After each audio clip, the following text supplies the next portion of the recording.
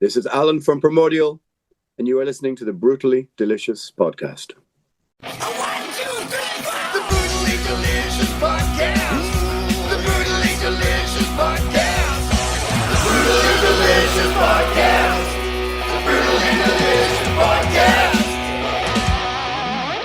How are you today? I'm all right. Not too bad. I survive.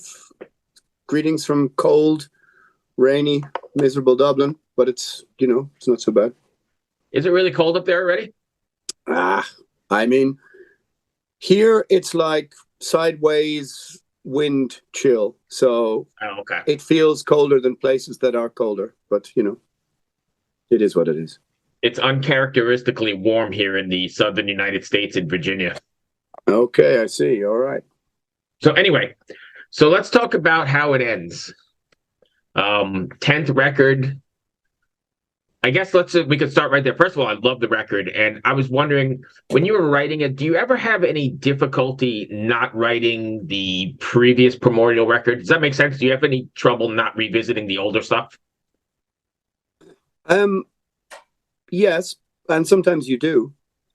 I mean, at least now at this stage in our career for Primordial, I mean, I feel that we sort of have carved our own niche quite particularly, that no one really sounds like us and we don't really sound like anybody.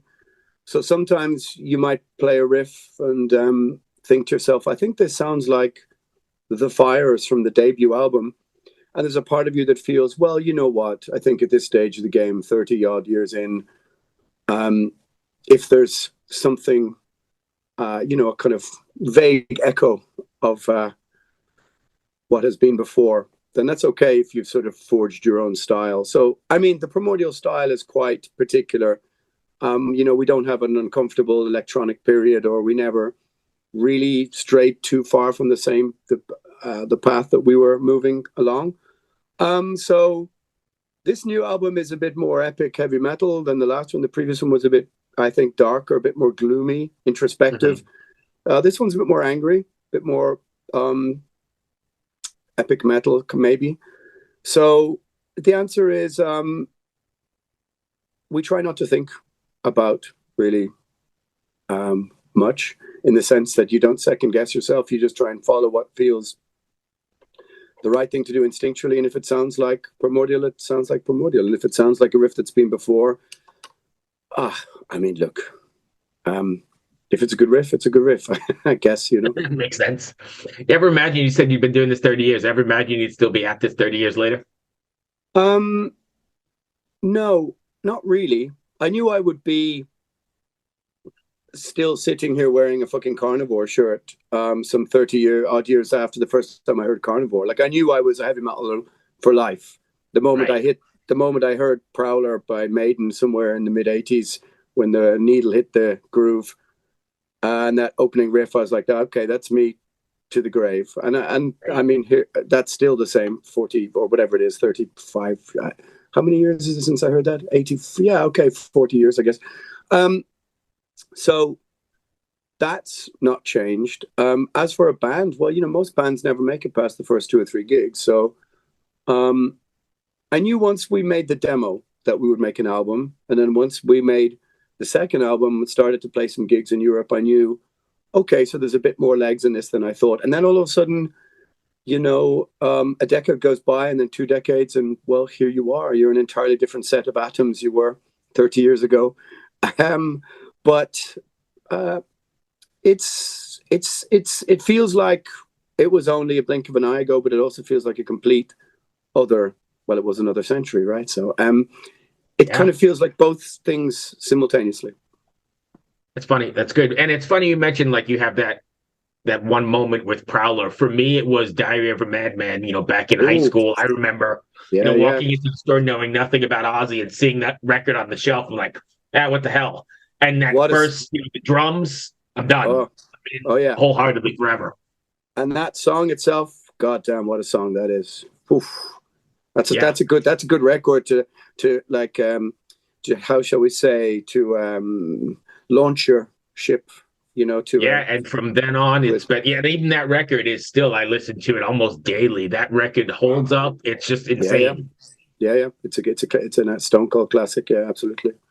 So getting back to how it ends, then, I know it was written before the current world situation, but it's super timely. Oh, really? I mean, it's super timely, right? I mean, I listened to it again, setting Yeah, up for this. I'm like, wow, it was almost like he saw the writing on the wall. And I listened to your Agitators yeah, Anonymous too, so I know you sort of did, yeah. but this is really timely. Well, I mean, if you want to separate me from the band for a moment, then the way I've sort of been looking at the world for 20, 25, 30 years, the way things unfolded in the last five are quite, they fold quite neatly into some elements of my worldview. So it was relatively prescient. One could say that I when, as soon as how we say the lockdown was announced, I started Agitators Anonymous and basically said, like, look, this is going to go on for years. Mark my words. And I would say most of the things that I talked about, an awful lot of them are incoming or are, let's say, in the post for us. But I would still stand by most of the things that I said, if not all of them. Of course, they're set to the backdrop of a very difficult situation, which we all went through, which was, you're literally locked in your home. I live in the middle of a big city on my own, so you're literally imprisoned in the center of Dublin, which was turning into a madhouse. So there's all those things to consider, but certainly with the Primordial album, I didn't want it to be like a lockdown record.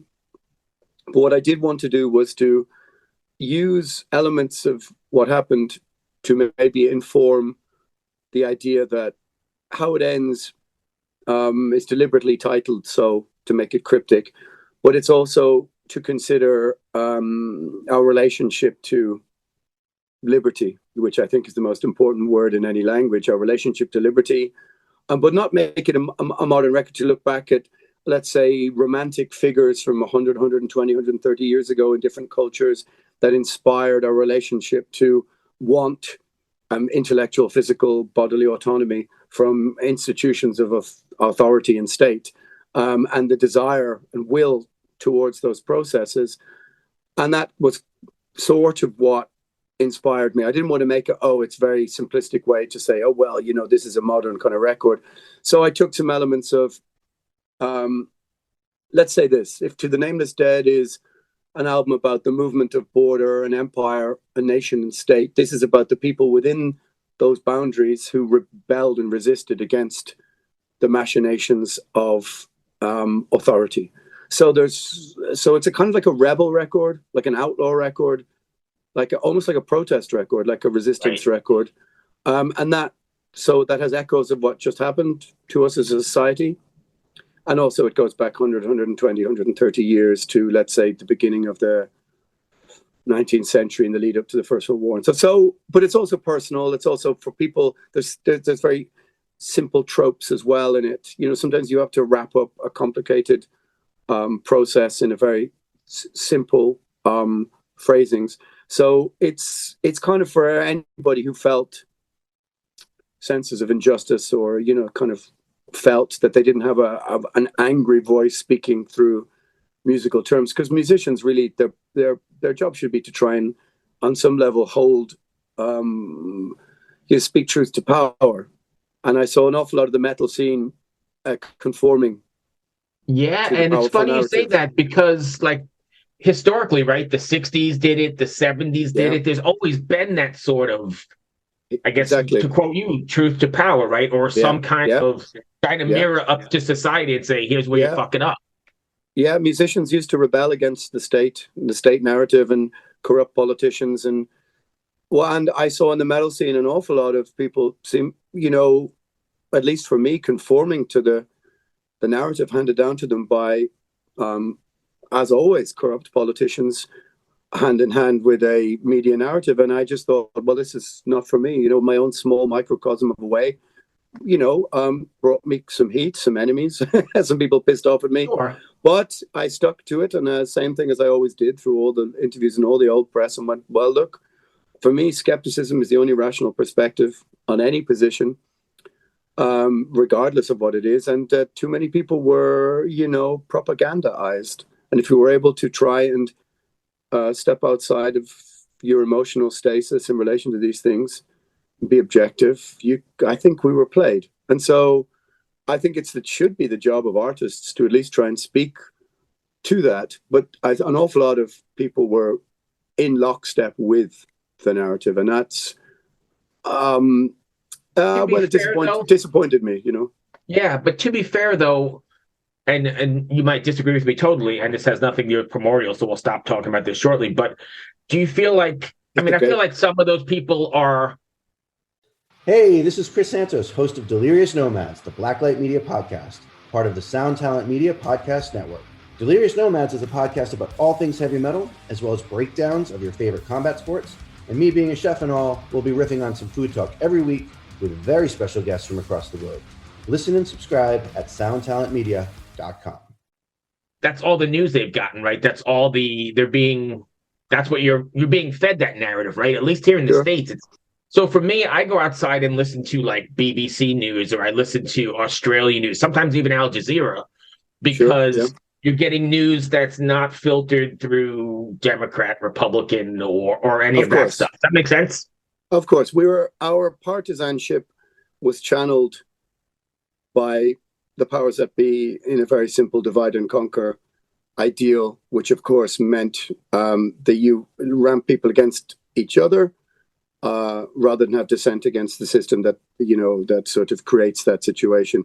I think, and of course, an awful lot of people are just human emotions to be scared of what's happening. But I think we were played, and I think that our fears were,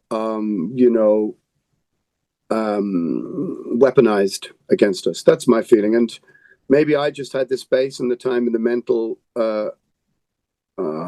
fortitude, maybe it's not the right word, I don't know. Maybe it's because I looked at the way I looked at the world anyway, to try and at least step sideways to look at it from a few different points of view. Some I failed with, some I didn't, but out of it came, as we go back to Primordial, this angry resistance record called How It Ends, and it felt like somehow maybe, not to sound like arrogant, but maybe the metal scene needed a little bit of fuck you back into in this element, into the tone, not fantastical stuff, but like a real genuine, like angry protest. I'm just looking at the songs and listening to what I was listening to today. I mean, Pilgrimage to the World's End is so amazing and so right on. Well, Pilgrimage to the World's End is it's a song about poor people being forced to leave their lands by institutions of power, and we still see poor people in boats. How much more timely can that be? Yeah, and we still see poor people being forced into boats too. So I'm not going to say it's too easy to say it's a pro-migrant song, but it's about the migrancy of people throughout the centuries and thousands of years. But it's originated about Irish people being sent to the Australasias and stuff, and as convicts. And then they're it's a little bit got echoes of, in We Shall Not Serve, about sort of resistance to colony, resistance to empire. So it's it's choosing the downtrodden, the kind of Johnny Cash way of looking at things, So the whole album is kind of about that. I'm not so sure it's to go as far as to call it like a working class record, but it's got echoes of sort of resistance to this institutional authority that's enforced upon poor people or worldwide. Yeah, sure. Oh, without a doubt. Yeah, I mean, one of the songs partly inspired by the revolution in Haiti, and I've got very interested in reading about that. But really, the theme is about resistance, alienation, martyrdom. They should speak to you if you're from, Peru or, or, maybe you're from fucking East Timor, or I don't know, or Nepal, or whatever it is, and Ireland and Australia and whatever. So but there's also, the album is also cloaked in a kind of, there's a veil of romance also to it. And the album admits that. And it looks like figures like Joseph Plunkett, an Irish poet, nationalist, who was shot by the English after the Rising, and as part of one of his poems in one of the songs. And there's a very famous song about him called Grace, about the woman he married the night before he was shot. And so there's an element of poetic, romantic nationalism to some of it, but not nationalistic as in either side of the modern political divide, how you could ascribe it to. So it's set to a historical backdrop that people should be able to find some romance and humanity in. At least that's how I see it.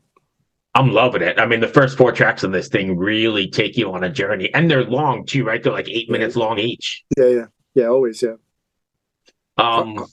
You know, so you may or may not want to answer this.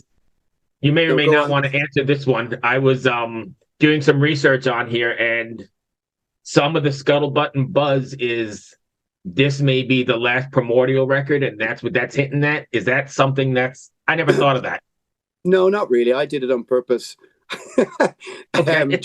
Just to be kind of cryptic. The cover is, and it's from the cover of an Irish farming magazine. You got the pistol, yeah. Yeah, but originally that was a sheath of wheat. Oh. And it said forward into the future, and it was about agriculture and farming. And I was looking about the cover, and I thought that's a brilliant image, because I love propaganda posters from the 20s and 30s, and I wanted it to be Irish, not like Russian or something. And I looked at it and I thought, we could take that and let's put a little pistol in his hand. And then it's really saying, is this how every movement for freedom and liberty ends? And also cryptically is me suggesting it's the end of the band. It's not, but who knows? Yeah, it's worked, because everything I read today or yesterday when I was looking, everybody's suggesting that. I never thought about it, but yeah, neither did we. The rest of the band were like, that's a bit much. And I was like, no, it's going to get people talking, but also it's not really about the end of the band. But you never know when the end is coming. It's in the post, right? Well, you never know when the end is coming anywhere, right? There you go. Not just Primordial. Yeah, you could be the last person I ever speak to. Who knows? Right. What's the plan to take this on the road? Any plans at all? Yeah, well, we just did a 3-week tour with Paradise Lost in Europe, which was brilliant, great, big crowds. We have individual gigs, a lot of festivals in Europe, but for the first time around Maryland Death Fest, we're going to play about a week of gigs in America. Oh, I can't wait. I didn't know you were playing it. That's like an hour from me, and I go often, so I'll be there for sure. Awesome. I've actually never seen you guys. Oh, brilliant. Okay, yeah, Sunday, we're on Sunday at MDF, and then I think we're going to play Saturday somewhere else, and then we've got a week of gigs after that, as I understand, with Bloodbath. So, oh, nice. No 70K?